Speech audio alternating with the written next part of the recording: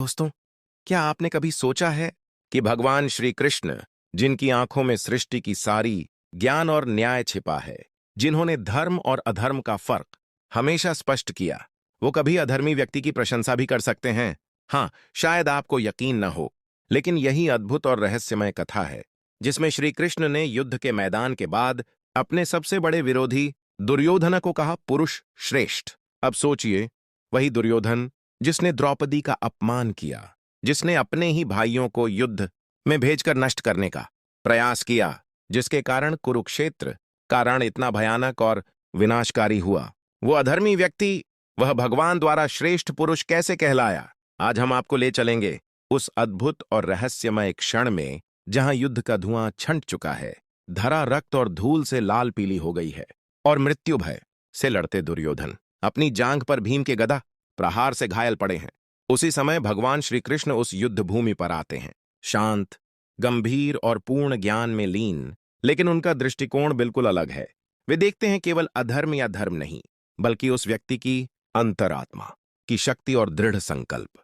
और तभी एक ऐसा वाक्य निकलता है उनके मुंह से जो आज भी इतिहास और धर्म ग्रंथों में गूंजता है, दुर्योधन, तू पुरुष श्रेष्ठ है। दोस्तों, क्या आप सोच सकते हैं भगवान ने यह कैसे कहा? क्या यह अधर्म की स्वीकृति थी, या फिर इसमें कोई अद्भुत और गहरा रहस्य छिपा है जो केवल वही जानते थे जिनके हृदय में परम ज्ञान था? आज की इस वीडियो में हम आपको ले चलेंगे उस संस्मरणीय और रहस्यमय क्षण तक जहां हर शब्द, हर दृष्टि और हर भाव में भगवान श्री कृष्ण की दृष्टि का जादू छिपा हुआ था। तो बने रहिए हमारे साथ, क्योंकि जो रहस्य हम आपको बताएंगे वह आपको धर्म, पुरुषार्थ और जीवन की गहराई के नए आयाम तक ले जाएगा। दोस्तों, अब हम बात करेंगे उस व्यक्ति की जिसे इतिहास और महाभारत में अक्सर अधर्मी और खलनायक के रूप में याद किया जाता है, लेकिन अगर हम उसके जीवन को गहराई से देखें तो पाएंगे कि दुर्योधन केवल काला नहीं था। उसके भीतर भी कुछ ऐसे गुण थे जो उसे एक सच्चा राजा और निडर पुरुष बनाते थे। दुर्योधन का जन्म धृतराष्ट्र और गांधारी के घर हुआ था। बचपन से ही वह अहंकारी, महत्वाकांक्षी और साहसी था, लेकिन इसके साथ साथ उसने अपने मित्रों और प्रियजनों के प्रति अटूट निष्ठा भी दिखाई। उसे हमेशा लगता था, यदि मैं राजा बनूंगा तो मेरे राज्य में मेरे मित्रों और अपने लोगों का भला होगा। शायद यही कारण था कि उसने कर्ण जैसे महान योद्धा को अपना मित्र बनाया। कर्ण के प्रति उसकी दोस्ती केवल राजनीतिक हित का फल नहीं थी, बल्कि उसके मन की सच्ची भावना थी। यह दिखाता है कि दुर्योधन का दिल केवल सत्ता की लालसा से भरा नहीं था, उसमें विश्वास, मित्रता और व्यक्तिगत निष्ठा भी थी। अब बात करें उसके कर्मों की। दुर्योधन का जीवन एक संघर्ष और अदम्य आत्मविश्वास की कहानी है। उसने कभी भी अपने लक्ष्य से मुंह नहीं मोड़ा, भले ही वह लक्ष्य अधर्म की राह पर हो। उसकी नेतृत्व क्षमता अद्भुत थी। कुरुक्षेत्र में युद्ध के दौरान उसने अपनी सेना को हमेशा प्रेरित किया, अपने साहस और दृढ़ता से सैनिकों के हौसले को ऊंचा रखा। शायद इसी कारण श्री कृष्ण ने बाद में उसे पुरुष श्रेष्ठ कहा, क्योंकि भले ही उसका मार्ग गलत था, उसकी दृढ़ता और आत्मविश्वास उतना ही प्रशंसनीय था। लेकिन दोस्तों, ध्यान दें, दुर्योधन केवल खलनायक नहीं था, वह बलशाली राजा, निडर योद्धा और सच्चा मित्र भी था। उसके भीतर अंधकार के साथ साथ उजाला भी था। यही विरोधाभास उसे एक दिलचस्प और गहरी कहानी का पात्र बनाता है। तो जब हम कहते हैं दुर्योधन अधर्मी था लेकिन पुरुष श्रेष्ठ भी था, तो यही विरोधाभास उसकी जटिलता और मानवता को दर्शाता है। दोस्तों, अब हम बात करेंगे उस व्यक्ति की जिसने हर युद्ध और हर परिस्थिति में नीति और दृष्टि की गहराई को दिखाया। हाँ, हम बात कर रहे हैं भगवान श्री कृष्ण की। श्री कृष्ण किसी व्यक्ति को केवल कर्म या उसके कार्यों से नहीं आंकते थे, वे उसकी भावना, दृष्टिकोण और निश्चय को देखते थे। यही कारण है कि उन्होंने दुर्योधन जैसे अधर्मी योद्धा की दृढ़ता और आत्मविश्वास को भी देखा और उसे पुरुष श्रेष्ठ कहा। दोस्तों, समझिए, यहां एक बहुत बड़ा रहस्य छिपा है। श्री कृष्ण जानते थे कि हर आत्मा में ईश्वर का अंश है। भले ही कोई व्यक्ति गलत राह पर हो, उसके भीतर अच्छाई की एक किरण हमेशा मौजूद रहती है। यह वही दृष्टि है जो हमें गीता के सिद्धांतों में भी मिलती है। भगवान कहते हैं, कर्मण्येवाधिकारस्ते मा फलेषु कदाचन मां कर्मफलेतुर्भुर्मा ते संगोस्त्व कर्मणि। यानी इंसान का अधिकार केवल अपने कर्म करने में है, फलों की चिंता उसके हाथ में नहीं। श्री कृष्ण ने दुर्योधन में यही देखा। उसने अपने कर्म में पूर्ण निष्ठा और आत्मविश्वास दिखाया। उसने कभी अपने निर्णय से पीछे नहीं हटा। यह नहीं देखा गया कि वह सही कर रहा है या गलत। जो देखा गया वह था उसका पुरुषार्थ और दृढ़ निश्चय। पुरुष श्रेष्ठ का मतलब यहां सिर्फ शारीरिक शक्ति या वीरता नहीं है। यह आध्यात्मिक दृढ़ता, आत्मविश्वास और कर्म के प्रति निष्ठा को दर्शाता है। श्री कृष्ण हमेशा उन गुणों को महत्व देते थे जो व्यक्ति को आत्मिक रूप से महान बनाते हैं। यही कारण है कि उन्होंने दुर्योधन की अधर्म भरी वीरता को भी एक रूप में पुरुषार्थ के रूप में देखा, क्योंकि वीरता और निश्चय की ताकत चाहे अधर्म में हो या धर्म में उसकी महानता को सिद्ध करती है। दर्शकों, यही श्री कृष्ण की नीति का मूल है। किसी व्यक्ति की अच्छाई और बुराई दोनों में समान रूप से दृष्टि रखना, कर्म के पीछे की भावना और निश्चय को समझना, मानव को केवल उसकी शक्तियों से नहीं बल्कि उसके आत्मिक गुणों से आंकना। दोस्तों, कल्पना कीजिए, कुरुक्षेत्र का युद्ध समाप्त हो चुका है। चारों ओर केवल विनाश और तबाही बिखरी हुई है। धूल भरी हवाओं में हथियार बिखरे पड़े हैं और मृतकों की लाशें रणभूमि को लाल और काली छाया में ढक रही हैं। सन्नाटा और मौन ऐसा है कि मानो धरती खुद रो रही हो। और वहीं युद्ध के बीच खड़ा है दुर्योधन, शरीर टूटा हुआ, जांघ पर भीम के गदा प्रहार के निशान, लेकिन उसकी आत्मा अभी भी जिद्दी, गर्वीली और दृढ़ है। वो दर्द महसूस कर रहा है, पर कभी भी अपने आत्मसंकल्प से पीछे नहीं हटता। तभी युद्ध की धूल और मलबे के बीच श्री कृष्ण, युधिष्ठिर, भीम और अर्जुन वहां पहुंचते हैं। दुर्योधन की आंखों में कोई डर नहीं, कोई पछतावा नहीं, बल्कि गर्व और साहस की चमक है। दोस्तों, यह दृश्य केवल एक योद्धा का नहीं बल्कि मानव मन और आत्मा की गहराई का प्रतीक है। दुर्योधन जानता है कि उसने कई अधर्म किए, लेकिन उसने कभी अपने फैसले पर हाथ नहीं उठाया। यह वही समय है जब भगवान श्री कृष्ण उसकी अद्भुत दृढ़ता और पुरुषार्थ को देखते हैं। वो देखते हैं कि यह व्यक्ति न केवल अपने लक्ष्य में अडिग था, बल्कि उसने अपने कर्म के प्रति निष्ठा और साहस दिखाया। यही वह क्षण है जब श्री कृष्ण कहते हैं, दुर्योधन, तू पुरुष श्रेष्ठ है।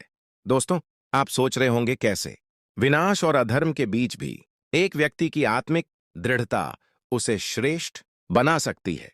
यह वही क्षण है जो दर्शकों को भावनात्मक रूप से बांध देता है और उन्हें सोचने पर मजबूर करता है कि शक्ति और पुरुषार्थ केवल सफलता या जीत में नहीं बल्कि अडिग संकल्प और आत्मविश्वास में भी निहित होते हैं। दोस्तों, अब वह पल आ गया है जिसका हर इतिहास प्रेमी और महाभारत प्रेमी बेसब्री से इंतजार कर रहा है। कुरुक्षेत्र युद्ध के विनाश के बीच दुर्योधन घायल पड़ा है। उसका शरीर टूटा हुआ है, जांघ पर भीम के गदा के निशान साफ हैं, लेकिन उसकी आत्मा अभी भी दृढ़ और जिद्दी है। तभी श्री कृष्ण उसके पास आते हैं। उनकी आंखों में शांति और दिव्यता है, लेकिन दृष्टि ऐसी जो हर कर्म और भाव को निखार कर देख लेती है। श्री कृष्ण का स्वर गंभीर लेकिन शांत है। दुर्योधन, तू अपने कर्म में इतना अडिग क्यों रहा? क्या कभी नहीं सोचा कि परिणाम क्या होगा? दुर्योधन उठकर मुश्किल से सांस लेते हुए अपने वीरता भरे स्वर में उत्तर देता है, माधव, मुझे कोई पछतावा नहीं। मैंने जैसा चाहा वैसा किया। मैंने कभी अपने संकल्प से पीछे नहीं हटने दिया। जीवन में जो करना था वही किया। श्री कृष्ण मुस्कुराते हैं, पर उनकी आंखों में गहरा अर्थ है। वे धीरे से कहते हैं, दुर्योधन, तू अधर्मी था। हां, तेरा मार्ग गलत था, लेकिन जो चीज मुझे आकर्षित करती है वह है तेरा आत्मविश्वास, तेरी अडिग निष्ठा और संकल्प। यही पुरुषार्थ है जिसे सिर्फ धर्म या अधर्म से मापा नहीं जा सकता। दोस्तों, ध्यान दीजिए, यह संवाद सिर्फ दो व्यक्तियों के बीच नहीं है। यह धर्म और अधर्म, कर्म और पुरुषार्थ, शक्ति और आत्मविश्वास का गहरा आदान प्रदान है। श्री कृष्ण हमें यही समझा रहे हैं कि कभी कभी अधर्मी व्यक्ति भी अपने कर्म में इतना दृढ़ हो सकता है कि उसकी निष्ठा और साहस उसे श्रेष्ठ बना देता है। दुर्योधन की आंखों में अब हल्की मुस्कान है। वो जानता है कि अपने गलत मार्ग के बावजूद उसकी वीरता और आत्मविश्वास को भगवान ने पहचान लिया है। यह वही क्षण है जब इतिहास में दर्ज हुआ, दुर्योधन, तू पुरुष श्रेष्ठ है। दोस्तों, अब हम उस दार्शनिक और आध्यात्मिक स्तर पर आते हैं जहां श्री कृष्ण ने पुरुषार्थ और कर्म के गहरे अर्थ को समझाया।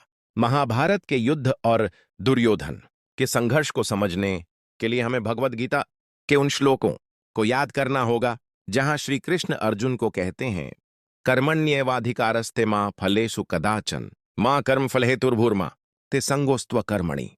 यानी इंसान का अधिकार केवल अपने कर्म करने में है, न कि उसके फल प्राप्त करने में।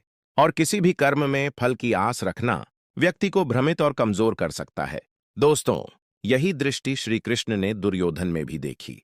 दुर्योधन का मार्ग भले ही अधर्म का था, लेकिन उसने अपने कर्म में पूर्ण समर्पण और अडिग निष्ठा दिखाई। उसने कभी अपने निर्णय से पीछे नहीं हटने दिया। श्री कृष्ण ने यही देखा और कहा, तू पुरुष श्रेष्ठ है।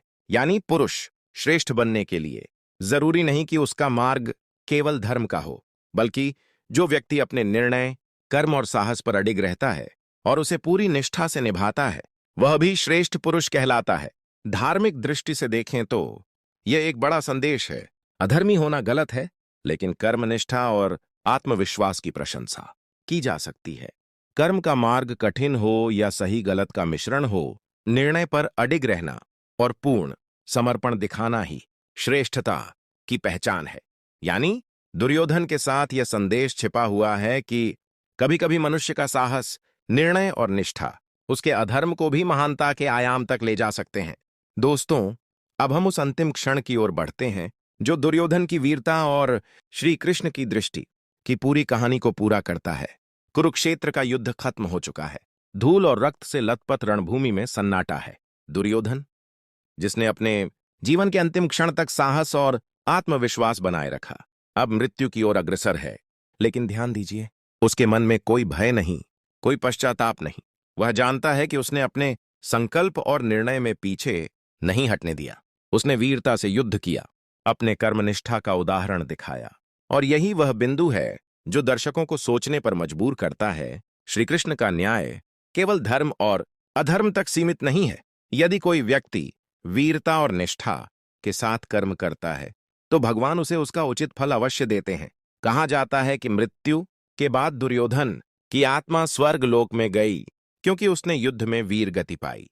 यानी भले ही उसका मार्ग अधर्म का था, लेकिन उसकी वीरता, आत्मविश्वास और पुरुषार्थ ने उसे उच्च स्थान दिलाया। दोस्तों, यही महाभारत का एक अद्भुत रहस्य है। कर्मफल हमेशा केवल धर्मी के लिए नहीं होता, बल्कि जो अपने कर्म में अडिग और निष्ठावान है, भगवान उसके कर्म का उचित फल देते हैं। यह हमें सिखाता है कि जीवन में केवल सफलता या जीत ही महत्वपूर्ण नहीं है। महानता का माप है कर्मनिष्ठा, निर्णय में अडिगता और साहस, चाहे परिस्थितियां कितनी भी कठिन क्यों न हो। दोस्तों, अब हम महाभारत की उस गहरी शिक्षा की ओर आते हैं जो श्री कृष्ण ने हमें दुर्योधन और युद्ध के माध्यम से सिखाई। धर्म केवल पूजा पाठ या नियमों का पालन नहीं है।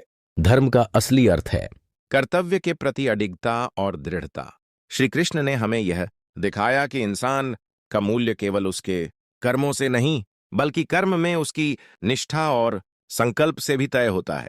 उन्होंने दुर्योधन में देखा एक व्यक्ति जिसने अपने मार्ग में अधर्म किया, लेकिन जिसने कभी अपने संकल्प और कर्मनिष्ठा से पीछे नहीं हटने दिया। श्री कृष्ण कहते हैं, यदि वही दृढ़ता और साहस धर्म के मार्ग में लगाया जाता, तो दुर्योधन युगों तक पूजनीय और आदर्श पुरुष होता। दोस्तों, यही सबसे बड़ी सीख है। हर व्यक्ति से हमें कुछ सीखने योग्य गुण मिल सकते हैं, भले ही वह अधर्मी ही क्यों ना हो। अधर्म का नाश करना आवश्यक है, लेकिन किसी की वीरता, संकल्प और पुरुषार्थ की सराहना करना भी उतना ही महत्वपूर्ण है। यानी धर्म केवल सत्य और न्याय के पालन में नहीं, बल्कि संकल्प, कर्मनिष्ठा और साहस के मार्ग में भी प्रकट होता है।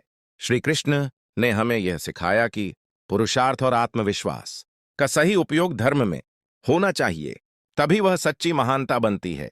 इस दृष्टि से देखेंगे तो दुर्योधन की कहानी केवल युद्ध की नहीं, बल्कि कर्तव्य, साहस, निर्णय और आत्मा की गहराई की भी है। और यही वह संदेश है जो हर दर्शक को सोचने पर मजबूर कर देता है। युद्ध खत्म हो चुका था, धरती शांत थी, लेकिन प्रश्न अब भी जीवित था। क्या अधर्मी भी महान कहलाया जा सकता है? श्री कृष्ण ने दुर्योधन की ओर देखा और मुस्कुराए, क्योंकि वो जानते थे हर व्यक्ति में कुछ न कुछ सीखने योग्य होता है। दुर्योधन अधर्मी था, पर उसकी दृढ़ता और आत्मविश्वास अनुपम था। वो अपने मार्ग पर चाहे कितना भी गलत रहा हो, पर उसने कभी अपने निर्णय से पलायन नहीं किया। और यही बात श्री कृष्ण ने पहचानी कि धर्म और अधर्म के बीच भी पुरुषार्थ और संकल्प का महत्व हमेशा ऊंचा रहता है। अब सवाल आपसे क्या आज के समय में हम उतने दृढ़ हैं जितना दुर्योधन अपने अधर्म में था? क्या हम अपने धर्म, अपने सत्य और अपने कर्म में उतनी ही निष्ठा रखते हैं? क्योंकि आज की दुनिया में अधर्म नहीं, बल्कि कमजोर संकल्प और डगमगाते निर्णय हमें गिरा देते हैं। अगर हम श्री कृष्ण की धर्म नीति और दुर्योधन की दृढ़ता, इन दोनों को अपने जीवन में एक साथ अपना लें, तो शायद फिर कोई हार, कोई निराशा और कोई अधूरा कर्म हमारे जीवन में बचे ही नहीं। श्री कृष्ण ने कभी किसी को केवल उसके कर्मों से नहीं परखा। उनकी दृष्टि साधारण नहीं, दिव्य थी।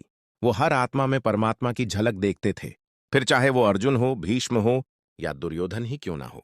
उनके लिए हर जीव ईश्वर की लीला का हिस्सा था।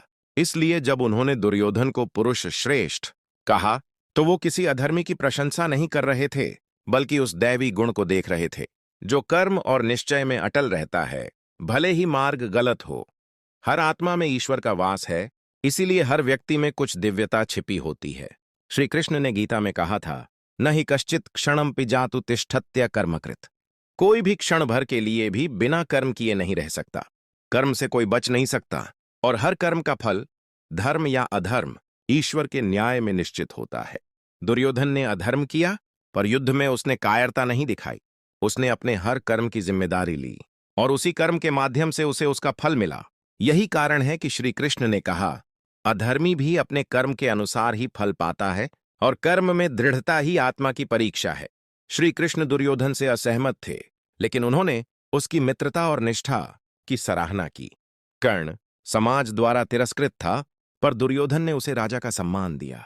यह उसका अधर्म नहीं, उसका धर्म था। श्री कृष्ण ने कहा था, जो अपने मित्र के लिए संकट में खड़ा रहता है, वह धर्म से दूर होकर भी मानवीयता के करीब होता है। इस दृष्टि से दुर्योधन अधर्मी होते हुए भी एक सच्चा मित्र, दृढ़ योद्धा और अडिग राजा था। श्री कृष्ण ने उसमें यही पुरुषार्थ देखा। गीता में पुरुषार्थ केवल भौतिक शक्ति नहीं, बल्कि आत्मबल और संकल्प की दृढ़ता है। उद्रेदात्मनात्मानम नात्मानम व सादयेत। अपने आत्मबल से स्वयं को उठाओ, कभी निराश मत हो। दुर्योधन ने जीवन भर यही किया। वो कभी झुका नहीं, कभी टूट नहीं गया। वो अपने विश्वास पर अडिग रहा, और यही पुरुषार्थ का वास्तविक स्वरूप है। श्री कृष्ण ने इसी संकल्प को श्रेष्ठता का प्रतीक कहा, क्योंकि पुरुष श्रेष्ठ वही है जो परिस्थिति कैसी भी हो, अपने लक्ष्य से विमुख न हो। शास्त्रों में कहा गया है कि श्रेष्ठ पुरुष में 4 गुण होते हैं: साहस, निश्चय, कर्मनिष्ठा, निडरता। साहस, जो भय से ऊपर उठकर कर्म करे। निश्चय, जो एक बार ठान ले तो डगमगाए नहीं। कर्मनिष्ठा, जो परिणाम की चिंता किए बिना अपना धर्म निभाए। निडरता, जो मृत्यु के सामने भी दृढ़ रहे। दुर्योधन में ये 4 गुण थे।